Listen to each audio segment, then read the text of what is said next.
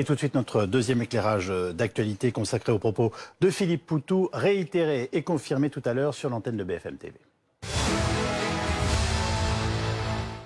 Comme une évidence, ce soir, Philippe Poutou a donc affirmé une nouvelle fois en toute décontraction « Oui, la police tue ».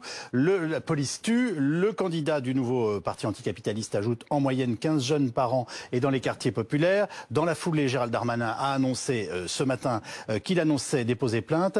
Philippe Poutou est donc revenu sur ses propos tout à l'heure dans BFM Story avec Anna Marshall et Olivier Truchot. Il les maintient.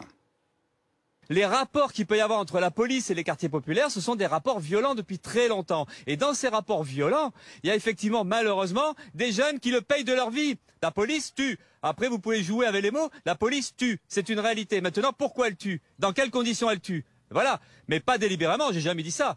On dit pas qu'elle, on dit pas. D'ailleurs, si c'était délibérément, on aurait dit la police assassine. Des propos qui font écho à la déclaration d'un adjoint au maire de la ville de Cachan dans le Val-de-Marne, Dominique Lanoé, élu de la France Insoumise, qui lors d'un conseil municipal avait déclaré « Je croyais que le but de la police était de protéger la population, ce n'était pas de posséder des armes pour la tuer ». Voilà en tout cas les éléments que nous avons ce soir à notre disposition pour débattre de tout cela. Grégory Joron, vous êtes policier, comment avez-vous vécu ces deux prises de parole qui finalement vous accusent ? On commence à être un peu habitué, hein. Clairement. Je veux dire, il n'y a pas de surprise. C'est juste la récurrence qui est un peu inquiétante et qui est clairement surtout affligeante. Dire que la police tue, ça revient quand même à dire que les policiers sont des tueurs.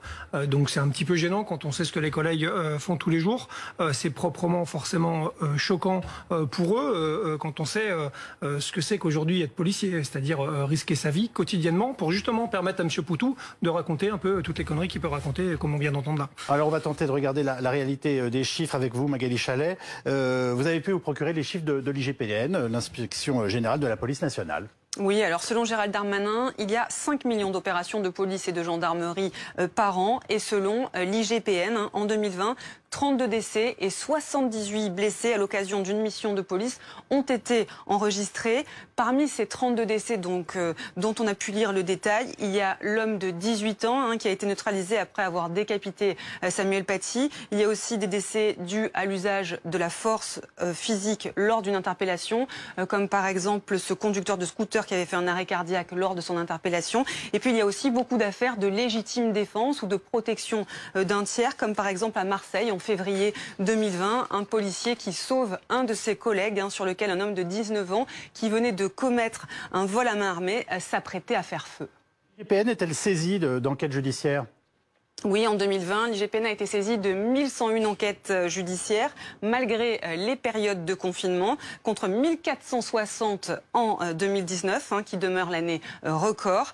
Et en 2020, près de la moitié, vous allez le voir, des saisines de l'IGPN portent sur des faits de violence. Ces violences interviennent dans 41,5% des cas à l'occasion d'une interpellation ou d'une perquisition ou refus d'obtempérer, dans 21,5% des cas lors de manifestations, dans 13,5% des cas lors de contrôle d'identité et dans 11% des cas lors de contrôles routiers. En tout, en 2020, 19 fonctionnaires de police ont fait l'objet de poursuites, notamment pour usage disproportionné de la force ou de la contrainte. Quand on dit la police tue, c'est juste qu'on essentialise le débat quand même. On n'a pas d'autre choix que de réagir.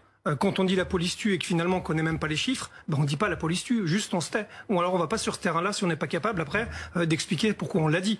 Dire après, oui mais les gilets jaunes, des blessés, ça n'a pas de sens. Très clairement, mis à part, encore une fois, attiser le feu, diviser les gens, je veux dire, c'est quoi l'intérêt de ce genre de propos? Il n'y en a vraiment pas, surtout que c'est pas fondé. Je termine juste.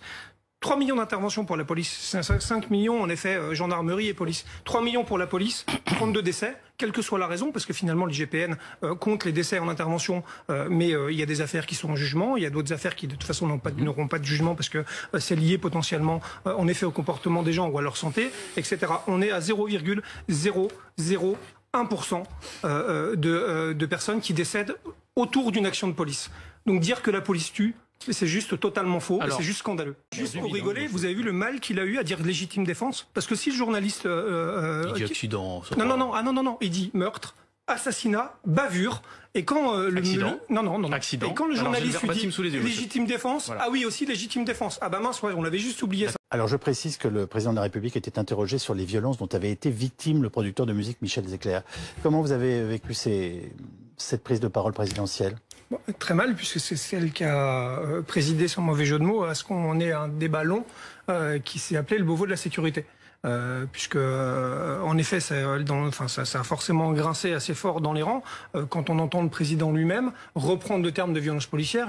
On est juste les seuls à être affublés de ça. J'ai siégé 6 ans au conseil de discipline, j'ai siégé au conseil supérieur de la fonction publique et